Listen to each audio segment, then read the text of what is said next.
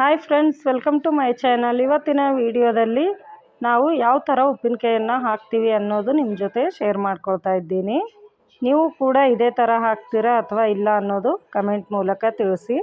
ಹಾಗಾದರೆ video start ಮಾಡೋಣ. ಮೊದಲು ಒಂದು ಪಾತ್ರೆಗೆ ಎಣ್ಣೆಯನ್ನು ಹಾಕ್ಕೊಳ್ತಾ ಇದ್ದಾರೆ. ಎಣ್ಣೆಯನ್ನು ಚೆನ್ನಾಗಿ ಕಾಯಿಸ್ಕೊಳ್ಬೇಕಾಗುತ್ತೆ. ಎಣ್ಣೆ ಕಾಯ್ದ ನಂತರ ಇಲ್ಲಿ ನಾವು ಹಾಕೊಳ್ಳೋದಕ್ಕೆ ಒಂದು ಬಟ್ಲದಲ್ಲಿ ಎಲ್ಲವನ್ನು ತಗೊಳ್ತಾ ಇದ್ದಾರೆ. ಸಾಸಿವೆ, ಜೀರಿಗೆ ಹಾಗೆ ಮೆಂತ್ಯ, ಈ ಮೂರನ್ನು ಚೆನ್ನಾಗಿ ಎಣ್ಣೆ ಕಾಯ್ದ ನಂತರ ಎಣ್ಣೆಗೆ ಹಾಕ್ಕೊಳ್ಬೇಕಾಗುತ್ತೆ. ಇಲ್ಲಿ ನೋಡಿ, ಎಣ್ಣೆ ಚೆನ್ನಾಗಿ ಕಾಯಿದ್ರೆ ಮಾತ್ರ ಜೀರಿಗೆ ಎಲ್ಲ ಕೂಡ ಮೇಲ್ಗಡೆ ಬರುತ್ತೆ. ಇದಾದ ನಂತರ ಜಜ್ಜಿದ ಬೆಳ್ಳುಳ್ಳಿಯನ್ನು ಹಾಕ್ಕೊಳ್ತಾ ಇದ್ದಾರೆ. ಇಲ್ಲಿ ಇದನ್ನು ಚೆನ್ನಾಗಿ ಫ್ರೈ ಮಾಡ್ಕೊಳ್ಬೇಕಾಗುತ್ತೆ. ಆದರೆ ಕಪ್ಪಗಾಗೋದಕ್ಕೆ ಬಿಡಬೇಡಿ, ಟೇಸ್ಟ್ ಚೆನ್ನಾಗಿರೋದಿಲ್ಲ. ಸ್ವಲ್ಪ ಫ್ರೈ ಆದರೆ ಸಾಕು. ಇಲ್ಲಿ ನೋಡಿ, ಚೆನ್ನಾಗಿ ಫ್ರೈ ಆಗಿದೆ. ಇವಾಗ ನಾವು ಮೊದಲೇ ಈ ಥರ ಒಗ್ಗರಣೆ ಮಾಡಿ ತೆಗೆದಿಟ್ಕೊಂಡ್ರೆ ಎಣ್ಣೆ ಆರೋದಕ್ಕೆ ಮತ್ತೆ ಸಮಯ ಕೊಡೋದೇನು ಬೇಕಾಗಿಲ್ಲ. ಬೇಗನೆ ಉಪ್ಪಿನಕಾಯಿಯನ್ನು ರೆಡಿ ಮಾಡ್ಕೊಳ್ಬಹುದು. ಒಗ್ಗರಣೆ ರೆಡಿಯಾಗಿದೆ. ಇದಾದ ನಂತರ ಸಾಸಿವೆಯನ್ನು ಒಂದು ಬಾಣಲೆಗೆ ಹಾಕಿ ಸ್ವಲ್ಪ ಎಣ್ಣೆಯನ್ನು ಹಾಕಿ ಇಲ್ಲಿ ಫ್ರೈ ಮಾಡ್ಕೊಳ್ತಾ ಇದ್ದಾರೆ. ಸ್ವಲ್ಪ ಈ ಥರ ಫ್ರೈ ಮಾಡಿಕೊಂಡು ಪುಡಿ ಮಾಡ್ಕೊಳ್ಬೇಕಾಗುತ್ತೆ. ಹಾಗೆ ಸ್ವಲ್ಪ ಹಸಿ ಸಾಸಿವೆನೇ ಪುಡಿ ಮಾಡ್ಕೊಳ್ಬೇಕಾಗುತ್ತೆ.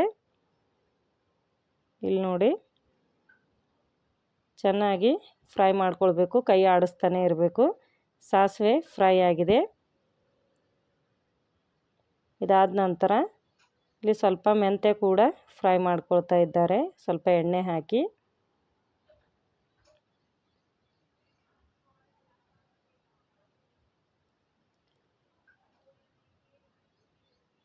ನಮ್ಮ ಕಡೆ ಸಾಸಿವೆಯ ಪುಡಿ ಮಾಡ್ಕೊಂಡ ನಂತರ ಮನೆಯಲ್ಲಿ ಇಟ್ಕೊಳ್ಬಾರ್ದು ಅಂತ ಹೇಳ್ತಾರೆ. ನಿಮ್ಮ ಕಡೆ ಕೂಡ ಅದೇ ಥರ ಹೇಳ್ತಾರೋ ಇಲ್ಲೋ ಅಂತ ಕಮೆಂಟ್ ಮೂಲಕ ತಿಳಿಸಿ. ಇಲ್ಲಿ ನೋಡಿ, ಮೆಂತ್ಯ ಕೂಡ ಫ್ರೈ ಆಗಿದೆ. ಅದಾದ ನಂತರ ಜೀರಿಗೆಯನ್ನು ಸ್ವಲ್ಪ ಎಣ್ಣೆ ಹಾಕಿ ಫ್ರೈ ಮಾಡ್ಕೊಳ್ತಾ ಇದ್ದಾರೆ. ಜೀರಿಗೆ ಕೂಡ ಫ್ರೈ ಆಗಿದೆ. ಅದಾದ ನಂತರ ಲವಂಗನ ಫ್ರೈ ಮಾಡ್ಕೊಳ್ತಾ ಇದ್ದಾರೆ. ಅದಕ್ಕೂ ಕೂಡ ಸ್ವಲ್ಪ ಎಣ್ಣೆಯನ್ನು ಹಾಕ್ಕೊಂಡಿದ್ದಾರೆ. ಅದಾದ ನಂತರ ಮೆಣಸನ್ನು ಹಾಕ್ಕೊಳ್ತಾ ಇದ್ದಾರೆ. ಮೆಣಸಿಗೂ ಕೂಡ ಸ್ವಲ್ಪ ಎಣ್ಣೆಯನ್ನು ಹಾಕ್ಕೊಳ್ತಾ ಇದ್ದಾರೆ. ಇದು ಕೂಡ ಫ್ರೈ ಆಗಿದೆ. ಇಲ್ಲಿ ನೋಡಿ, ಇದೆಲ್ಲವನ್ನು ಸ್ವಲ್ಪ ಆರಿದ ನಂತರ ಇದನ್ನು ಮಿಕ್ಸಿಗೆ ಹಾಕ್ಕೊಳ್ತಾ ಇದ್ದಾರೆ. ಚೆನ್ನಾಗಿ ಸಾಫ್ಟಾಗಿ ಪುಡಿ ಮಾಡ್ಕೊಳ್ಬೇಕಾಗುತ್ತೆ.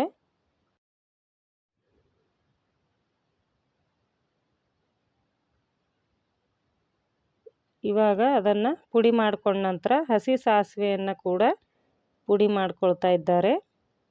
ಇದು ಕೂಡ ಚೆನ್ನಾಗಿ ಪುಡಿ ಮಾಡ್ಕೊಳ್ಬೇಕಾಗುತ್ತೆ, ತರಿಯಾಗಿರಬಾರ್ದು.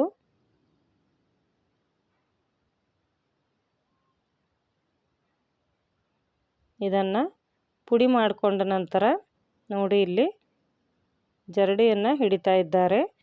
ಹಾಗೆ ಮತ್ತೆ ಮೇಲ್ಗಡೆ ತರಿ ಬಂದದ್ದನ್ನು ಮತ್ತೊಂದು ಸಲ ಮಿಕ್ಸಿ ಜಾರ್ಗೆ ಹಾಕಿ ಮತ್ತೆ ಪುಡಿ ಮಾಡ್ಕೊಳ್ತಾರೆ.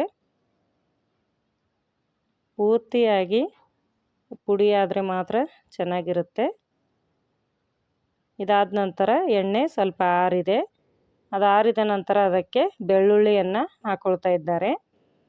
ಇಲ್ಲಿ ನೋಡಿ, ಮಾವಿನಕಾಯಿಯನ್ನು ಹೋಳುಗಳನ್ನಾಗಿ ಮಾಡಿಕೊಂಡು ಬಂದಿದ್ದನ್ನು ಅದೆಲ್ಲವನ್ನು ಆರಿಸಿ ತೆಗಿತಾ ಇದ್ದಾರೆ. ಒಂದು ದೊಡ್ಡ ಪಾತ್ರೆಗೆ ಸಾಸಿವೆ ಹಿಟ್ಟನ್ನು ಹಾಕ್ಕೊಂಡಿದ್ದಾರೆ.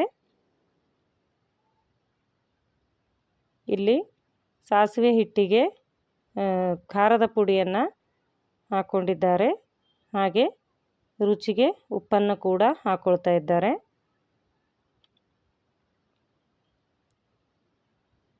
ಇಲ್ಲಿ 100 ಮಾವಿನಕಾಯಿಯ ಉಪ್ಪಿನಕಾಯಿಯನ್ನು ಹಾಕ್ತಾ ಇದ್ದಾರೆ. ಮಾವಿನಕಾಯಿ ಸ್ವಲ್ಪ ಚಿಕ್ಕದಾಗಿವೆ.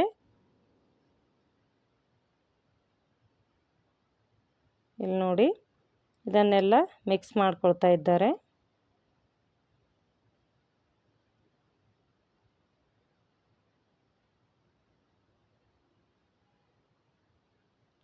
ಇದೆಲ್ಲವನ್ನು ಮಿಕ್ಸ್ ಮಾಡಿದ ನಂತರ ಇವಾಗ ಸಾಸಿವೆ, ಜೀರಿಗೆ, ಮೆಂತ್ಯ, ಮೆಣಸು ಹಾಗೆ ಲವಂಗ ಇದೆಲ್ಲವನ್ನು ಹುರಿದು ಪುಡಿ ಮಾಡಿದ್ದನ್ನು ಹಾಕ್ಕೊಳ್ತಾ ಇದ್ದಾರೆ. ಇದೆಲ್ಲವನ್ನು ಕೂಡ ಚೆನ್ನಾಗಿ ಮಿಕ್ಸ್ ಮಾಡ್ಕೊಳ್ತಾ ಇದ್ದಾರೆ. ಇದಾದ ನಂತರ ಇಲ್ಲಿ ಮಾವಿನಕಾಯಿಯನ್ನು ಎಲ್ಲರೂ ಕೂಡ ತೆಗಿತಾ ಇದ್ದಾರೆ.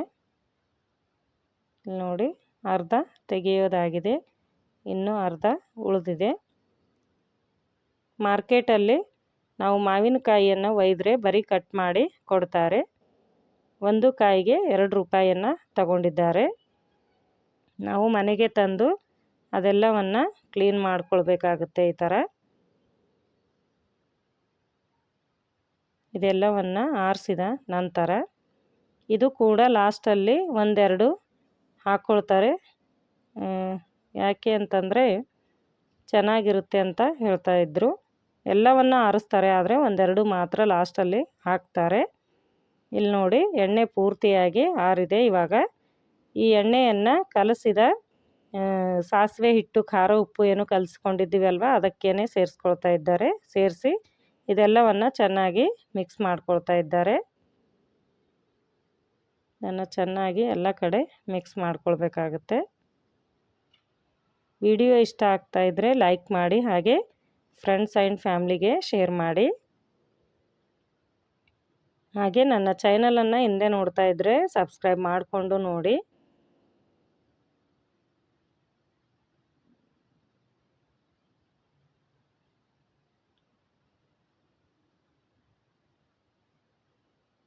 ನಾವು ಹಪ್ಪಳ, ಸಂಡಿಗೆ ಇದೆಲ್ಲವನ್ನು ಕೂಡ ಒಂದೇ ಕಡೆ ಮಾಡಿ ನಾವು ಅಕ್ಕ ತಂಗಿಯರು ತಗೊಳ್ತೀವಿ. ಈ ಉಪ್ಪಿನಕಾಯಿ ಕೂಡ ಒಂದೇ ಕಡೆ ಮಾಡ್ತಾ ಇದ್ದೀವಿ. ಇದನ್ನು ಕೂಡ ಎಲ್ಲರೂ ತಗೊಳ್ತೀವಿ. ಇಲ್ಲಿ ನೋಡಿ, ಮಾವಿನಕಾಯಿ ಎಲ್ಲ ಕ್ಲೀನ್ ಮಾಡೋದಾಗಿದೆ. ಇವಾಗ ವಾಶ್ ಮಾಡ್ತಾ ಇದ್ದಾರೆ ನೀರಲ್ಲಿ.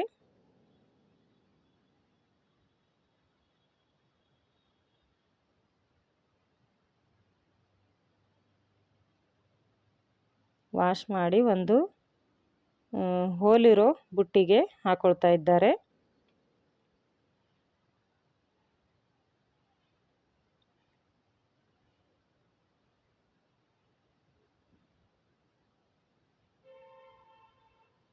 ಈ ಉಪ್ಪಿನಕಾಯಿ ನಾವು 1 ವರ್ಷ ಕೂಡ ಊಟ ಮಾಡ್ಬೋದು. 1 ವರ್ಷದ ತನಕ ಹಾಳಾಗೋದಿಲ್ಲ.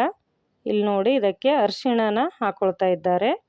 ಹಾಗೆ ಮತ್ತೊಂದು ಪಾತ್ರೆಗೆ ಸ್ವಲ್ಪ ಅರಿಶಿಣ ಹಾಗೆ ಸುಣ್ಣನ ಹಾಕ್ಕೊಳ್ತಾ ಇದ್ದಾರೆ.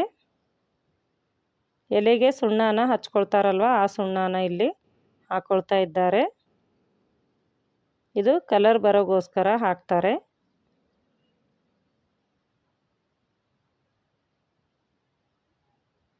ಹಾಗೆ ಉಪ್ಪಿನಕಾಯಿ ಕೂಡ ತಡೆಯುತ್ತೆ ಅಂತ ಹೇಳ್ತಾ ಇದ್ರು. ಇಲ್ಲಿ ನೋಡಿ, ನೀರು ಹಾಕಿ ಈ ಥರ ಮಿಕ್ಸ್ ಮಾಡ್ಕೊಳ್ತಾ ಇದ್ದಾರೆ.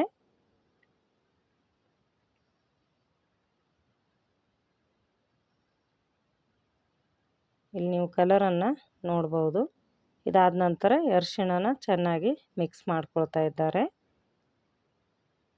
ಇದಕ್ಕೆ ನಾವು ತೊಳೆದ ಮಾವಿನಕಾಯಿಯನ್ನು ಹಾಕ್ಕೊಳ್ತಾ ಇದ್ದಾರೆ.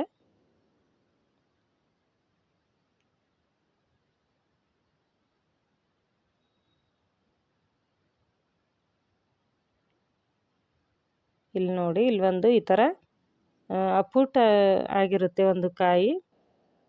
ಇದು ಯಾಕೆ ಈ ಥರ ಮಾಡ್ತಾರೆ ಅಂತಂದರೆ, ಇದನ್ನು ಮನೆಯಲ್ಲಿ ಆವಾಗ ಎಮ್ಮೆಗಳು, ಆಕಳುಗಳು ಇರ್ತಾ ಇದ್ವು ಅಲ್ಲ, ಆವಾಗ ಅದಕ್ಕೆ ಬಾಯಿಗೆ ಹುಣ್ಣಾದಾಗ ಎಲ್ಲ ಉಪ್ಪಿನಕಾಯಿ ಆಗೋದ್ರೂ ಕೂಡ ಇದು ಒಂದು ಇರ್ತಾ ಇತ್ತಂತೆ. ಅದರ ಬಾಯಿಗೆ ಒರೆಸ್ತಾ ಇದ್ದರು. ನಮ್ಮ ತವ್ರ ಮನೆಯಲ್ಲೂ ಕೂಡ ಒರೆಸ್ತಾ ಇದ್ದರು ಬಾಯಿಗೆ, ನಾನು ನೋಡಿದ್ದೀನಿ. ಹಾಗೆ ನಮ್ಮ ತಾಯಿಯವರು ಚೆನ್ನಾಗಿ ಹೇಳಿದ್ದಾರೆ. ಸಾಧ್ಯವಾದರೆ ಮುಂದಿನ ವಿಡಿಯೋದಲ್ಲಿ ಆ ವಿಡಿಯೋನ ಹಾಕ್ತೀನಿ.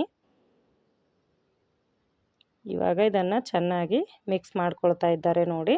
ಅದನ್ನು ಒಂದು ಮಾವಿನಕಾಯಿಯನ್ನು ಯಾವುದು ಮಾಡಿರ್ತೀವಲ್ವ, ಅದನ್ನು ಎಲ್ಲದಕ್ಕೂ ಕೆಳಗಡೆ ಇಟ್ಟು ಹಾಗೆ ಎಲ್ಲ ಉಪ್ಪಿನಕಾಯನ್ನು ಮೇಲ್ಗಡೆ ಹಾಕ್ತಾರೆ. ಅವಾಗೆಲ್ಲ ಭರಣಿ ಇರ್ತಾಯಿದ್ವು, ಅದರಲ್ಲಿ ಹಾಕ್ತಾಯಿದ್ರು. ಇವಾಗ ಪ್ಲಾಸ್ಟಿಕ್ ಡಬ್ಬಿಯಲ್ಲೇ ಹಾಕ್ತಾ ಇದ್ದಾರೆ. ನಾವು ನಮ್ಮ ಮನೆಗೆ ಒಯ್ದು ಮತ್ತು ನಮ್ಮ ಡಬ್ಬಿಯಲ್ಲಿ ಹಾಕ್ಕೊಳ್ತೀವಿ. ಇವಾಗ ಉಪ್ಪಿನಕಾಯಿ ರೆಡಿಯಾಗಿದೆ. ವಿಡಿಯೋ ಇಷ್ಟ ಆದರೆ ತಪ್ಪದೇ ಲೈಕ್ ಮಾಡಿ. ನೀವು ಎಷ್ಟು ಜನ ಸೇರಿ ಒಂದೇ ಕಡೆ ಉಪ್ಪಿನಕಾಯಿ ಮಾಡ್ತೀರಾ ಅಥವಾ ನೀವು ಸಪ್ರೇಟಾಗಿ ಉಪ್ಪಿನಕಾಯಿ ಮಾಡ್ಕೊಳ್ತೀರಾ ಅನ್ನೋದು ಕೂಡ ಖಂಡಿತ ನನಗೆ ಕಮೆಂಟ್ ಮೂಲಕ ತಿಳಿಸಿ.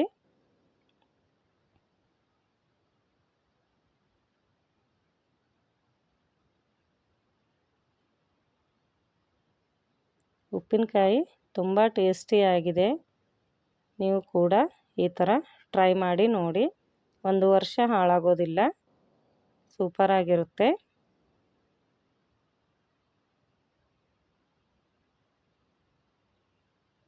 ಇಲ್ಲಿ ನೋಡಿ ಎಷ್ಟು ಡಬ್ಬಿಗಳಿಗೆ ಹಾಕಿದ್ದಾರೆ ಅಷ್ಟು ಜನ ಇದರಲ್ಲಿ ಉಪ್ಪಿನಕಾಯಿಯನ್ನು ನಾವು ಹಂಚ್ಕೊಳ್ತೀವಿ. ಎಷ್ಟು ಡಬ್ಬಿಗಳಾಗಿವೆ ಅಂತ ಕಮೆಂಟ್ ಮೂಲಕ ತಿಳಿಸಿ. ಡೈಲಿ ಯೂಸ್ಗಾಗಿ ಇಲ್ಲಿ ಪಾತ್ರೆಯನ್ನು ತೊಳೆದಿರೋ ನೀರನ್ನು ಹಾಕಿ ಒಂದು ಸಣ್ಣ ಡಬ್ಬಿಯಲ್ಲಿ ತೆಗೆದು ಇಟ್ಕೊಳ್ತಾ ಇದ್ದಾರೆ. ಎಷ್ಟು ಡಬ್ಬಿಗೆ ಹಾಕಿದ್ದೀವಿ ಅಂತ ಕಮೆಂಟ್ ಮೂಲಕ ತಿಳಿಸಿ. ಮತ್ತೆ ಸಿಗ್ತೀನಿ ಮುಂದಿನ ವಿಡಿಯೋದಲ್ಲಿ.